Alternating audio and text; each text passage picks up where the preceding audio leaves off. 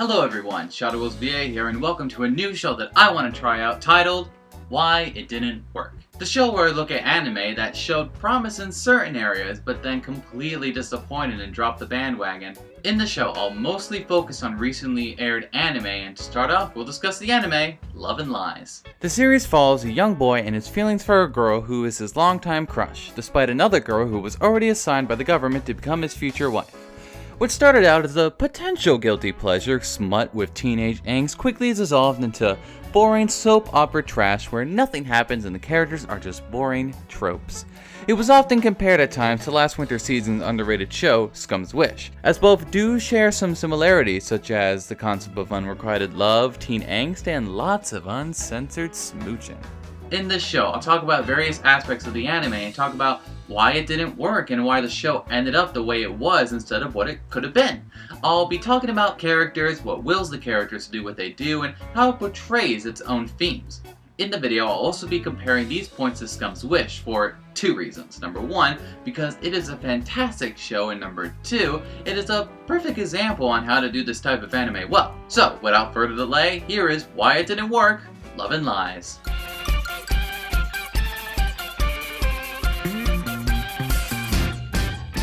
First, let's start off by talking about the characters in Love and Lies, focusing on its four main leads. First we have Yukari Nejima, our main protagonist who falls in love with Misaki and has also been assigned to Ririna by the government. Next is Misaki, who is Nejima's first love and is in love with him as well. There's also Ririna, who is Nejima's arranged partner and actively tries to get Nejima and Misaki together, at least in the beginning. Lastly is Yusuke Nisaka, who is Nejima's best friend and is also in love with him, something that Nejima is completely oblivious to. We'll start off with Nejima. I've seen some pretty bland protagonists in my time watching anime, but this guy takes it to a whole new level. There is almost nothing interesting about this guy, and it's hard to understand why two girls and a gay guy would fall in love with him. He's nice, I guess. He tries to be helpful, I guess. He's meant to be a blank slate so that the viewer, assumed male, can place themselves in the show and imagine themselves having these two pretty girls be attracted to them. There's also the fact that Nejima doesn't do anything in the show besides trying to figure out where his heart goes. His first love Misaki or his arranged partner Ririna.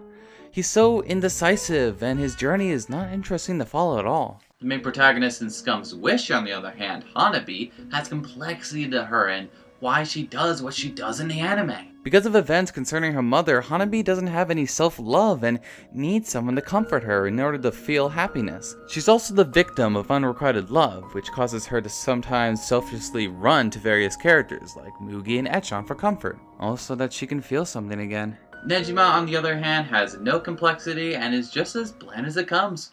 Moving on to the love interests, Misaki and Ririna. Misaki is the big-chested first crush of Nejima, who also happens to like him back. Why? Oh, don't worry, I'll get to that later. She also has no personality outside of loving Nejima and the fact that she's popular among all the male students. Ririna is the girl who is assigned as Nejima's arranged partner. Now she has more of an interesting personality due to her sickness and the fact that she finds Nejima and Misaki's loving situation interesting. However, when she eventually starts to fall for Nejima too, she suddenly becomes bland and boring as well. The major problem with these two female characters is that they're used for fan service a lot outside of the makeout scenes. It's obviously just there to please the male audience, and it's not even all that enjoyable like some fan service can be, like in New Game.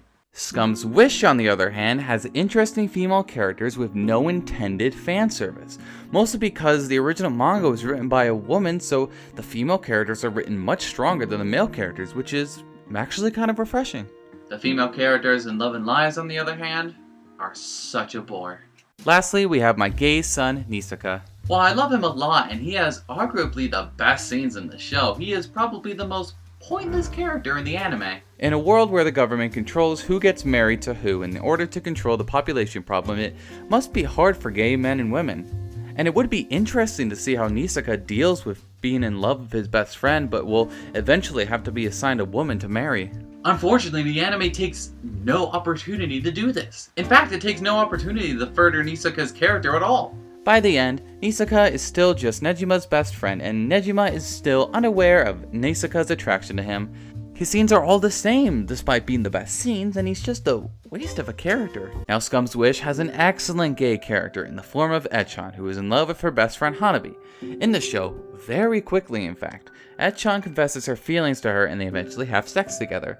The character has an arc and changes from beginning to end, and the anime shows what unrequited love can be like when you're gay. It's easily the best part of Scum's Wish. In Love and Lies, however, Nisaka is a waste of a good character and opportunity to expand its world in a progressive way.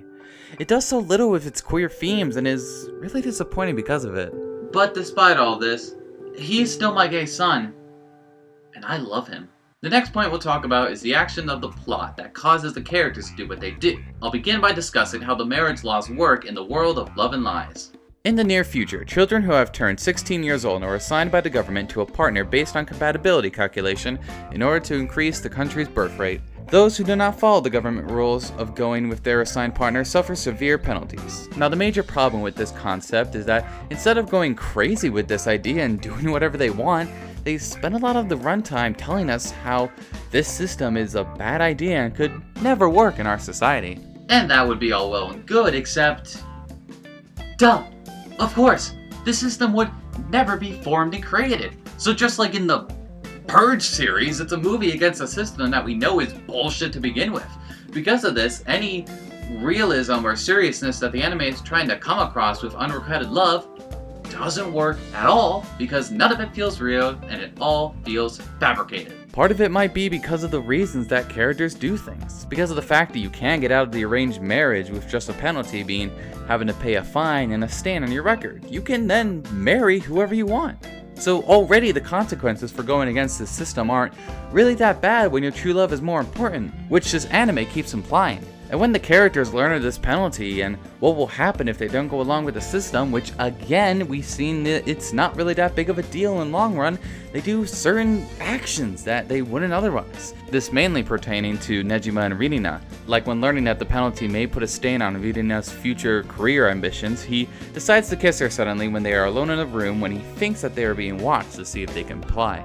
Because the characters are being willed by the plot instead of their own emotions, the actions and situations created from them are not believable at all. It's something that the writers wanted to happen, instead of what the characters would naturally do in real life. The characters in Scum's Wish instead do everything based on their lonely, horny, teenage angst emotions. And yes, that is in fact how some teenagers are in real life. They lose control, seek comfort because they are lonely, and even betray each other at times. But by the end, when they have a better grasp on themselves, talk to each other, and move on to look for better and healthy relationships that are based on love and not just loneliness. Love and Lies, in the meantime, features such a huge lack of communication, meaning that the show likes to twiddle its thumbs and waste time. There are some episodes that from beginning to end, nothing of importance happens, either because the characters just spend time worrying what to do instead of just doing, or because the show repeatedly telling us what we already know. Instead of embracing its smut beginning, it decides to waste its time trying to expand its complicated and unrealistic world and have its characters not do anything productive and just sit on their asses. Wasting time with a camping trip or a culture or festival play, not accomplishing anything in the meantime.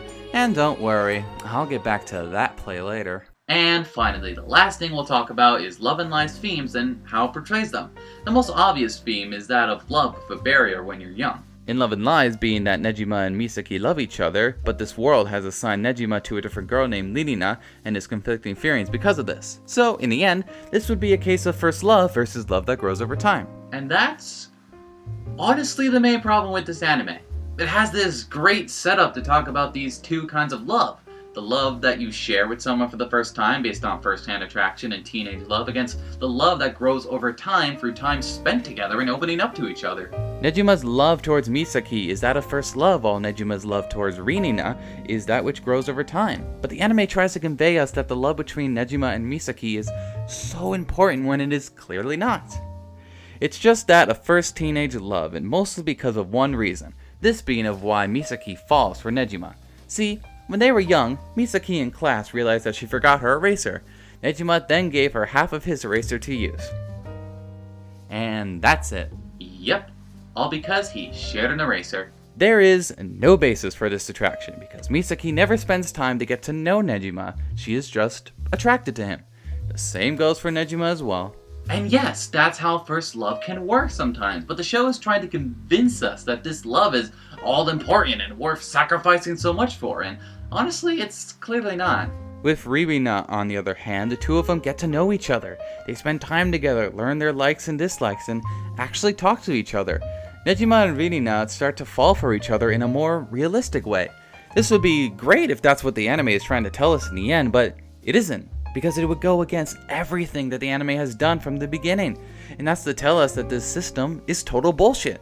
The system that paired up the more realistic pairing of Nejima and Ririna, and not the attraction-based pairing of Nejima and Misaki. The anime tries to have its cake and eat it too, by having love between Nejima and Ririna grow naturally with conflicting feelings of attraction love between Nejima and Misaki, while also trying to completely debunk this system that we know is bullshit to begin with and actually works in this case. The anime doesn't know what it wants to be, and it really suffers because of it.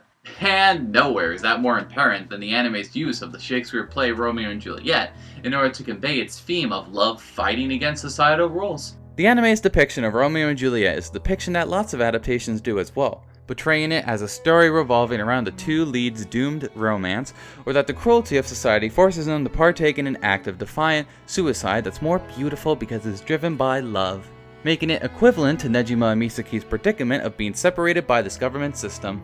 Now, as someone who took 3 Shakespeare-related classes in college, I have to say that Love and Lies has a huge misconception about what the play is really about and centers on, and the play is in fact the very opposite of everything people tend to associate it with. The story isn't meant to highlight and romanticize Romeo and Juliet's death. It spends a long ass time, 5 acts in fact, showing how stubborn and misguided the two children are, how young love can become destructive without given the proper guidance.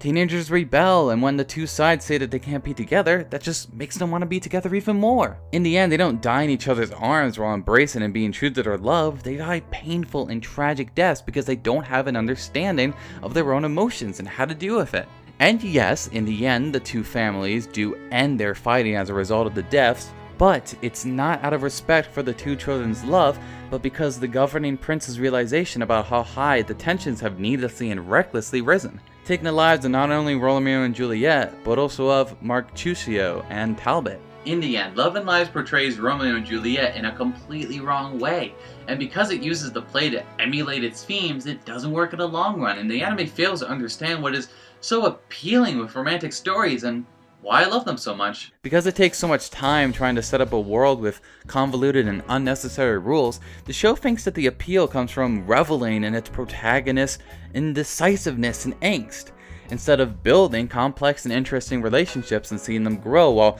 being faced with real and believable conflict. Love and Lies gives us a main protagonist whose entire purpose in the show is panicking over which attractive girl he wants to make out with the most. Now I'll admit that some of the best love triangles do revel in a moment or two of their main protagonist figuring out their feelings and trying to validate it. But this anime makes this moment in a romantic story its only emotional beat, when there should be multiple different emotional beats, which creates great characters and complex relationships. It would be ideal for Love and Lies to try to make some ounce of progress, but doing that would tear down the very foundation of the anime story and what makes it what it is. If Nejima actually managed to make a decision to form a relationship with one of these girls, then the entire series has no reason to exist, and that creates a repetitive and redundant series. What started with a surprisingly compelling web of romance and tension within its cast while remaining rooted in a premise that's already kind of ridiculous, and instead turned into a bland and boring show that tries to take itself way too seriously and being unsure of what kind of show it wants to be in the end. Scum's Wish, on the other hand, uses far better music, animation, direction, and writing from a woman's perspective nonetheless. This all works in unison to communicate the high emotions that come with unfiltered teenage sexuality. The show uses real emotions to do surprising things with its characters, like not holding back with its exotic sex scenes without objectifying its female characters, and actually doing something with its queer character. And Scum's Wish is devastating because of the amount of empathy it has for its realistically broken characters. Love and Lies just depicts disgustingly and annoyingly shallow teenagers being so irritatingly naive and very agonizingly tedious. And don't get me wrong, I've worked with kids, and I know that teenagers can be all these things that I just mentioned. especially from an adult perspective. Lots of people are throughout many stages of life, but in my opinion, no one wants to watch a show about these types of people that don't change at all throughout the course of 12 episodes and however longer the original manga goes on for. And that's why Love and Lies didn't work.